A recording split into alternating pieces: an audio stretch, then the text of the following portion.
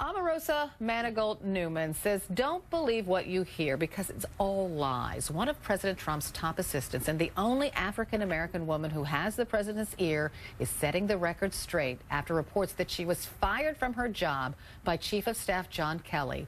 And it appears she is ready to dish some dirt. I resigned, and I didn't do that in the residence as being reported. John Kelly and I sat down in the Situation Room, which is a very secure, very quiet room in the White House, and we had a very candid conversation. And I wanted to make the 1-year mark. That was one of the goals that I set out to, and then get back to my life. So you resigned, you weren't fired as no. it reported. And you know, I like to hear all of these interesting tales, but I have to tell you that they're 100% false.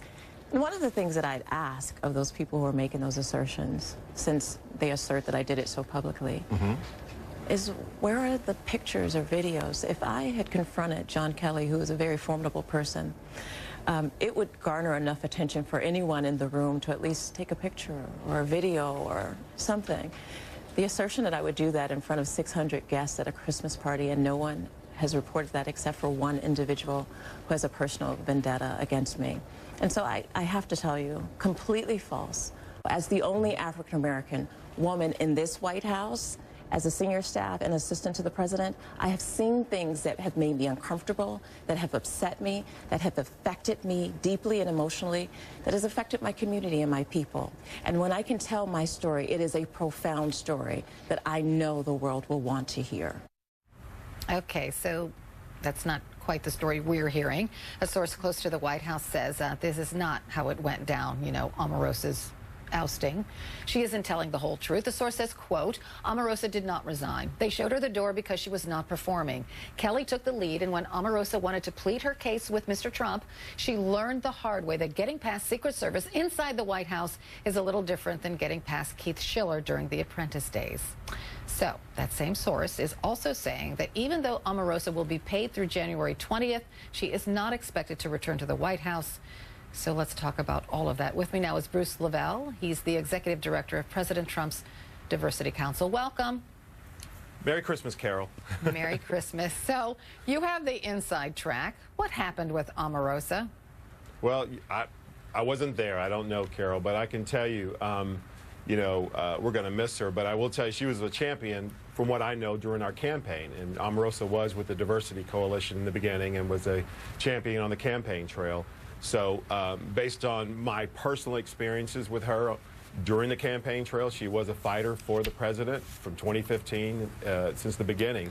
And you know, Carol, that's pretty much all that I had, you know, in terms of contact with Omarosa, is her being, a fighter for the president's agenda.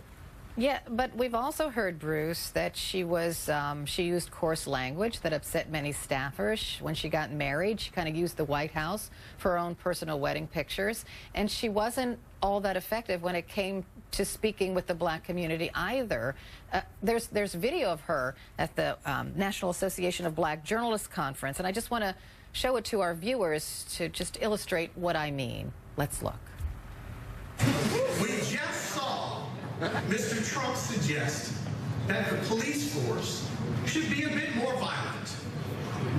Do you believe that that is something that with the climate we see in America, and in particular in African American communities, should have been said by the commander-in-chief? Next question. So, in your opportunity to talk with him, what did you tell him at that? First of all, I don't disclose confidential conversations with the president.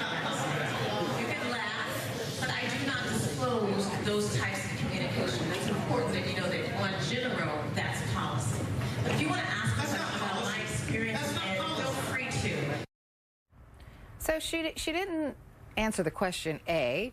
She didn't say, you know, why she objected to Mr. Trump's remarks after the incident in Charlottesville. She just wanted to talk about herself. The audience wasn't into that. So was Omarosa's ousting, I mean, was she doing a good job, Bruce? Well, you know, like I said, Carol, and I'm not trying to dodge, all I can base something on is how someone treats me or how I have interactions with them. And during the campaign, as well as while she was in the White House, you know, we were having engagement back and forth in terms of what the Diversity Coalition. You had Pastor Darrell Scott on the other day, who's CEO of NDC, who we are working close with the White House. You know, and another thing, too, just because you don't see people like actively staffing in the White House doesn't mean the president doesn't have many ears such as myself or people who look like me across the country. You know, most of us of different ethnic backgrounds of National Diversity Coalition for Trump, we're on all the White House calls as it relates to Puerto Rico, security, as it relates to the job situation, the tax cut.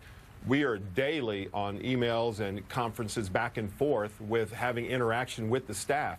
So just because you don't see more and more different folks in the White House doesn't mean we're not working with the White House. So, you know. So I just want to ask you a question because Omarosa sort of addressed that, right? She said at times she felt very uncomfortable among White House insiders because they mostly did not look like her. And she also says that she wants to tell her story, and it sounds to me like she's going to do this tell-all book, and it's not going to be very flattering. Yeah.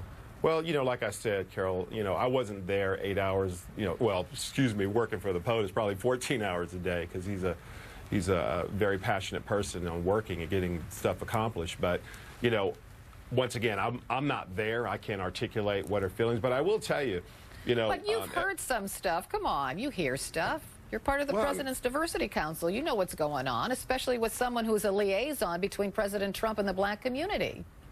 Well, you know, like I said, I can only take it from my interactions with those individuals. And, Carol, I'm not trying to duck and dodge, but unfortunately, you know, I saw where a lot of this news cycle start hitting, and it was unfortunate there were some personal vendettas between April Ryan and Omarosa, from what I saw, that started with the NABJ that was really a setup on her part, that they kind of pretty much hijacked her when they invited her in. So that's based on what my perception was. But, you know, so you're saying that the NABJ hijacked Omarosa because they wanted to talk about Mr. Trump's policies, and Omarosa, I mean, it appeared to me in listening to that whole thing that Omarosa appeared to believe she was just there to talk about herself and her backstory. Well, which, from what if you're talking to a group of journalists, I don't know. I find that strange. From what I understand, because that's what I was told, that she was invited there to talk about her story coming from Ohio, and coming from, you know, the projects and her working her way through school and her mom and through college and getting her master's and et cetera, her journey. And so evidently, you see in the tape, it ended up being something else. So that was my understanding what the invite was originally for. Do you think that, you know, and I get what you're saying, so and I'm just going to take you at your word, right? But she obviously didn't handle it well with the audience because the audience reacted so negatively toward her. So to me, well, I think it's fair. And she's the liaison between President Trump and the black community. But all due respect, Carol, I think it's fair to show the entirety of the clip you just said, that you just shown.